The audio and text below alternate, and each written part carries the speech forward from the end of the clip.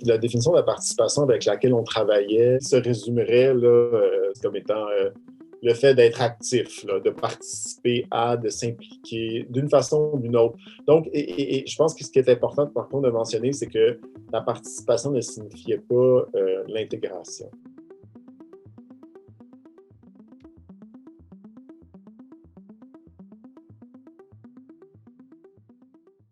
Il y a beaucoup de recherches, en fait, et au Québec comme ailleurs, qui montrent, que ce soit au niveau de la participation politique ou d'autres dimensions, que souvent ce qu'on observe, ou participation économique aussi, c'est-à-dire que la participation des personnes immigrantes, il y a un certain déficit qui est observé par rapport au reste de la population. Et donc, basé sur ça et sur le fait que cette recherche-là montrait qu'elles soient immigrantes ou non immigrantes, souvent les personnes dites racisées avaient une situation de marginalisation qui était encore plus forte que celle des personnes blanches et donc une participation moins grande. Donc, basé sur ces observations-là, en fait, la première hypothèse qu'on proposait dans l'étude, c'était qu'effectivement, on s'attendait à voir que les niveaux de participation des personnes immigrantes soient moins élevés que ceux des autres Québécois, mais que les niveaux seraient encore plus faibles, moins élevés chez les immigrants racisés que chez les immigrants dits blancs. On s'attendait à ce que plus le niveau de pauvreté soit élevé, est élevé dans une localité, plus le niveau de participation des immigrants allait être faible. Plus la présence de cette communauté-là était forte dans une communauté donnée, plus le niveau de participation de l'immigrant allait être élevé. Plus une localité est multiculturelle, diversifiée, plus la participation des immigrants devrait être élevée en créant un contexte où peut-être les normes sociales d'attente étant plus floues, plus flexibles à cause de la diversité, plus la participation serait potentiellement facile. De la même manière, on penserait que plus le groupe majoritaire, donc la population haute d'un milieu local en particulier, est ouvert, réceptif à l'immigration et la diversité ethnoculturelle, plus ce serait facile pour les immigrants donc de se sentir acceptés et donc de participer. Et ici, on pensait particulièrement aux personnes racisées. Donc, si une personne est visible dans une communauté où elle n'est pas la bienvenue, elle risque davantage de subir, disons, de ressentir le climat d'hostilité qu'un immigrant qui est blanc et donc qui pourrait un peu réussir à se faufiler ou à sensiblement moins être affecté par un climat d'hostilité. Donc, ce qui nous menait à l'hypothèse 6, que les effets contextuels, à notre avis, surtout au niveau du climat d'accueil, mais potentiellement aussi au niveau des autres variables, pourraient être accentués chez les immigrants racisés en comparaison de chez les immigrants blancs. La particularité de nos sondages, et majoritaires et immigrants, était que c'était un sondage qui était stratifié par localité. Donc, on identifiait 29 localités. Donc, vraiment, aller creuser le plus possible pour avoir des représentants immigrants de ces 29 localités-là pour pouvoir ensuite évaluer comment leur contexte les affecte. Je vais vous présenter, comme je vous le disais ici, seulement des résultats en lien avec la participation identitaire. Donc, les indicateurs qu'on va regarder ensemble rapportent la force de l'attachement à diverses communautés, soit le Québec, le Canada ou le quartier. Puis en fait, ce qu'on a beaucoup observé avec ces résultats-là, que les immigrants affiche un attachement au Québec qui est sensiblement plus faible que celui du groupe majoritaire. Et l'attachement est légèrement plus faible chez les immigrants racisés que chez les immigrants blancs, comme on l'avait en fait prédit. Et à l'inverse, les immigrants, qu'ils soient blancs ou racisés, sont beaucoup plus fortement attachés au Canada que les membres du groupe majoritaire. Et encore une fois, ici aussi, légèrement plus fort chez les immigrants racisés que chez les immigrants. La deuxième étape de nos analyses était vraiment de regarder les variations de l'attachement au niveau local. Et donc là, je vais vous présenter vraiment les écarts entre chacun des deux groupes d'immigrants et les répondants du groupe majoritaire par localité. Ce qu'il faut se dire, c'est qu'il ne faut pas regarder juste les barres pleines, là. Il faut regarder aussi les intervalles de confiance qui sont les barres plus minces, qui en fait changent beaucoup l'histoire. Parce que quand on regarde juste les barres pleines, on a l'impression qu'effectivement, il y a des variations locales qui peuvent être intéressantes. Mais quand on prend en considération les intervalles de confiance, en fait, on voit que il y a très peu de cas où une localité se distingue des autres en termes de la force plus ou moins grande de son attachement. Pour moi, l'observation la plus importante, c'est que toutes les localités, sans exception, se situent à gauche. Okay? C'est-à-dire qu'ils sont dans l'écart négatif. Okay? Certaines vont avoir des intervalles de confiance qui les amènent à zéro, mais la quasi-totalité des localités se retrouvent en fait à prédire un attachement au Québec plus faible chez un ou l'autre ou les deux groupes d'immigrants en comparaison du groupe majoritaire, peu importe où ils vivent. Toutes les localités, c'est négatif. Si on regarde maintenant la même figure, mais pour l'attachement au Canada, on remarque toutes les localités, tous les écarts se situent à droite dans le positif. Donc, peu importe la localité où on est, les immigrants blancs et racisés, pour la plupart du temps, se retrouvent avec un attachement au Canada plus fort que le groupe local. Au niveau de la localité, donc l'attachement au quartier, l'essentiel de l'histoire, c'est que pour la plupart du temps, il n'y a pas d'écart significatif. Ce qui nous amenait maintenant, après ça, à faire des analyses multivariées, statistiques beaucoup plus poussées. Et là, on regardait, comme je l'ai dit, 4 hypothèses.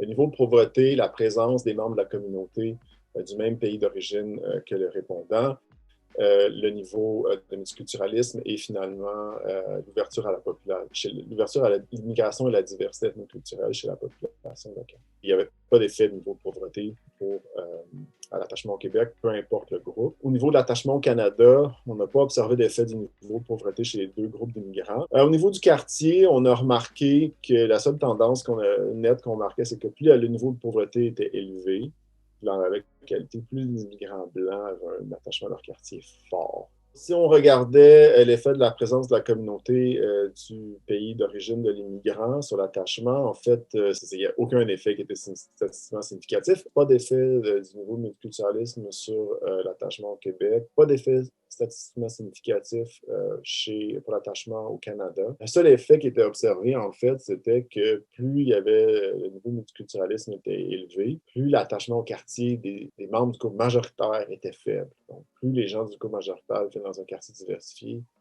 moins il y a meilleur quartier. Pour l'effet du contexte de l'ouverture du groupe majoritaire sur l'attachement, le seul effet vraiment significatif pour les immigrants qu'on observait, c'était que pour le Québec, plus l'ouverture de la population locale était grande, plus l'attachement au Québec chez les immigrants racisés était faible. Ce qui nous a surpris dans un premier temps, parce qu'on pourrait penser que plus d'ouverture signifie plus de confort et donc plus de sentiment d'acceptation, donc plus d'attachement. Mais en grattant un peu plus, ce qu'on réalise, c'est que les localités où le niveau d'ouverture est beaucoup plus grand sont des localités davantage anglophones et donc des localités où il y a une moins grande force d'attachement au Québec de façon générale chez la population vivant là. Puis, au niveau de l'attachement du quartier, en fait, ce qu'on observait, c'était un effet chez le groupe majoritaire. Comme vous pouvez voir, ça inaugurait pas très bien là, pour la vérification de nos hypothèses. Donc, on a quand même pris un certain temps pour regarder au niveau du contexte régional. Donc, on oublie la localité, puis on se dit, OK, est-ce que ça fait une différence si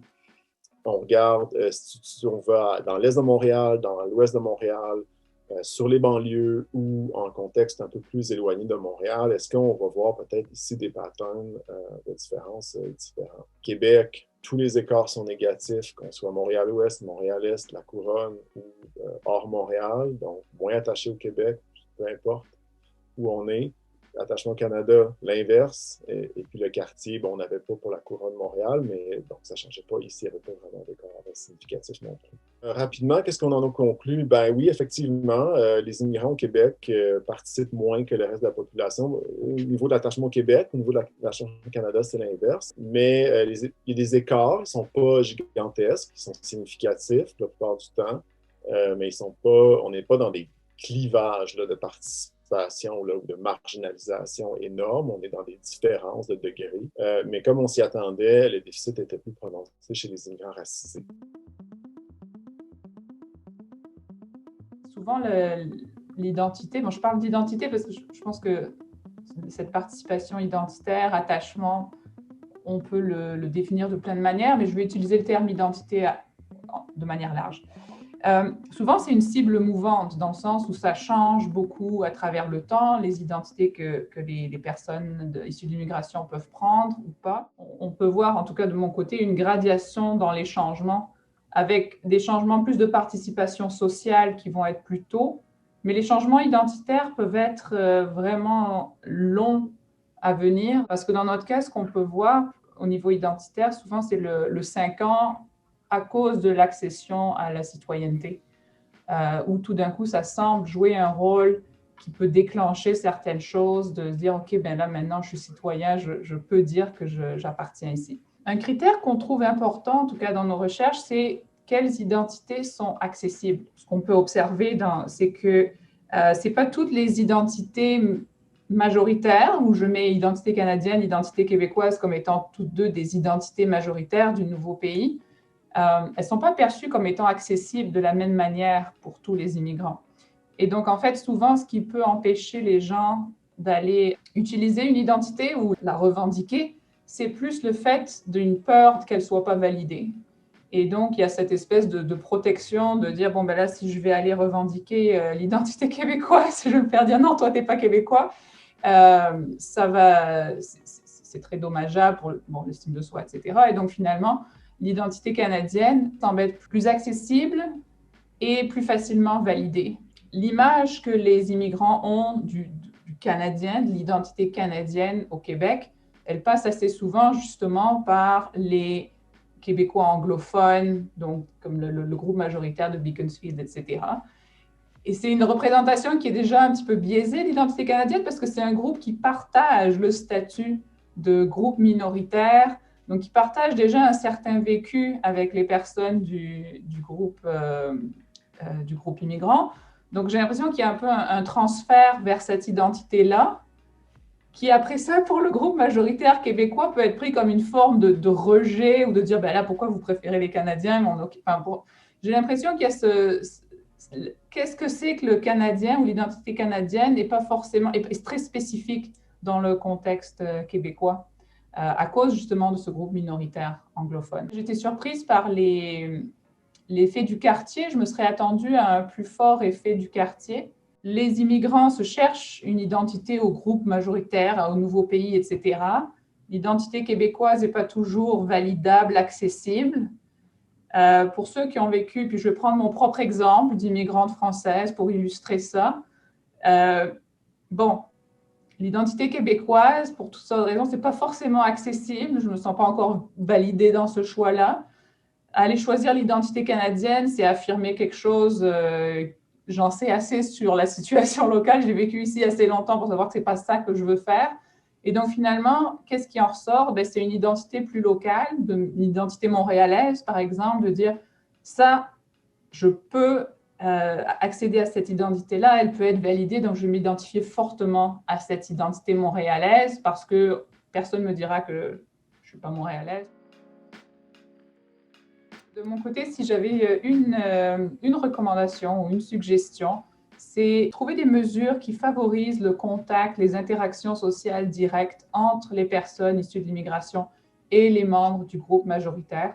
Parce que ce qu'on voit dans nos études, c'est que c'est incroyablement faible le nombre de, disons, Québécois francophones blancs que les immigrants ont dans leur réseau social et vice-versa. Quand on prend des étudiants de l'UQAM, par exemple, où je travaille, et qu'on demande quel contact ils ont avec des personnes de minorités culturelles, groupes racisés, etc., c'est incroyablement faible. Et je pense que ce déficit d'attachement, comme tu décrivais, Antoine, ça pourrait vraiment être remédié par un contact direct entre.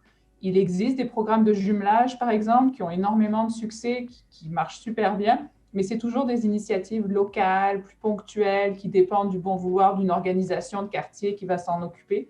Donc, mon rêve, ce serait un Québec où chaque nouvelle personne arrivante a des opportunités de jumelage avec des membres de la société dominante. Il est temps que, d'une manière ou d'une autre, que le gouvernement du Québec fasse ce qu'il entend est le mieux, qu'il y ait un signalement fort de la part des autorités québécoises sur quel est le positionnement du Québec par rapport à la diversité ethnoculturelle et l'immigration d'un point de vue plus d'identité. Donc.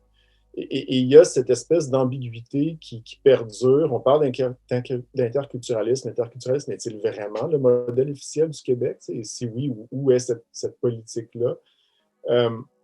Mais peu importe le modèle que le Québec voudra ou voudra pas adopter, là, mais qu'il pourrait adopter, je pense qu'un des problèmes en ce moment, c'est qu'il y a cette symbolique très forte au niveau du pôle d'identité canadienne qui est fortement affirmée par des ancrages institutionnels depuis déjà très longtemps, qui signalent clairement comment le Canada perçoit la diversité.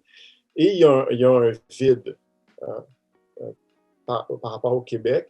Et le vide est un problème en soi, mais le vide me semble aussi un problème dans le sens que comme il y a un vide, et ça permet à toutes sortes de groupes, d'individus, de médias, d'occuper ce vide-là et d'influencer beaucoup plus facilement le débat public, je pense que ce l'est par rapport à l'identité canadienne et quand ça passe par des médias, des dynamiques médiatiques souvent controversées, ça n'a pas un effet très constructif.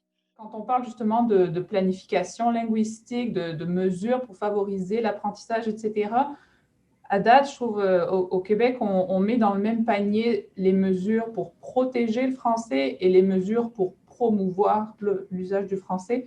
Et je voudrais juste finir sur l'idée que c'est deux choses qui sont très, très, très différentes, qui ont des effets extrêmement différents psychologiquement sur la personne qui doit l'utiliser.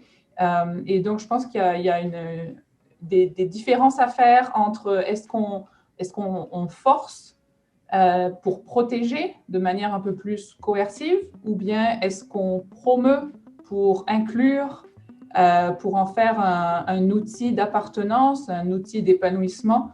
Et je pense que les deux, donc ça va donner des réponses très différentes.